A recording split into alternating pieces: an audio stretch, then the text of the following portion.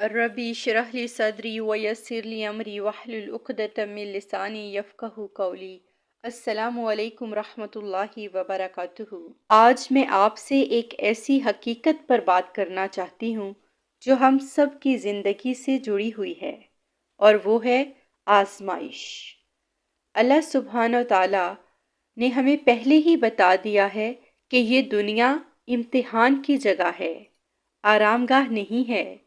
कुरान हमें झूठी तसल्लियाँ नहीं देता बल्कि सच बताता है। सूरतुल बकरा आयत नंबर 155।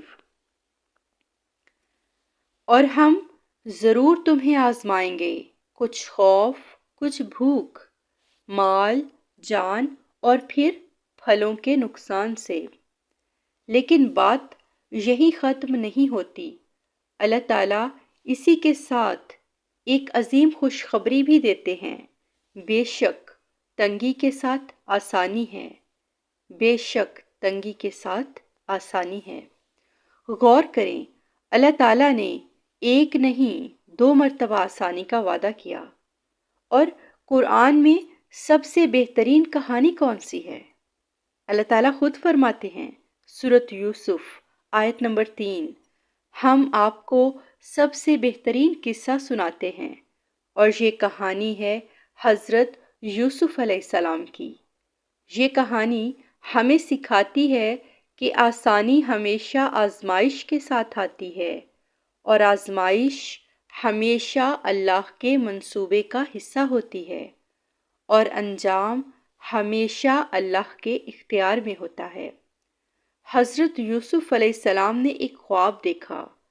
ये अल्लाह की तरफ से बशारत थी, लेकिन इस ख्वाब के फौरन बाद क्या हुआ? भाइयों ने हसद किया, कुएं में फेंक दिया, गुलाम बनाकर बेच दिया गया। पाक दामनी के बावजूद इल्ज़ाम, कैद खाने में रहे।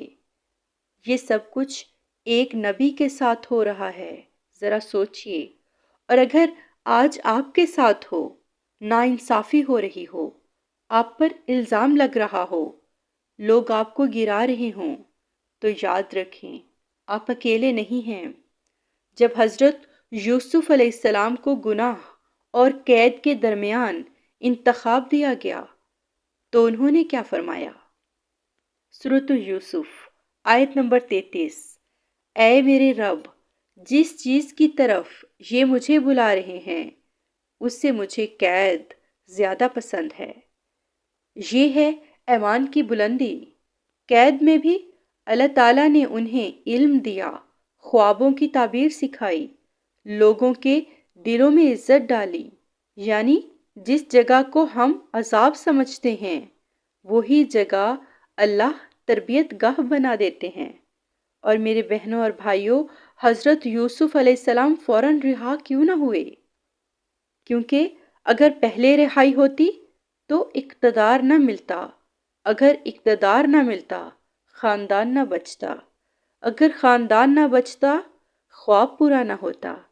अल्लाह हर चीज़ सही वक्त पर करते हैं, और नबी पाक सल्लल्लाहु अलैहि वसल्लम ने फरमाया, जान लो, अगर सारी उम्मत जमा हो जाए कि आपको फ़ायदा दे, तो वो आपको वही फ़ायदा दे सकती है जो अल्लाह ने लिख दिया है। हज़रत यूसुफ अलैहिस्सलाम इक़्तिदार में आए और भाई सामने खड़े थे, तो वो बदला लेने का पूरा इख्तियार रखते थे। लेकिन उन्होंने क्या कहा?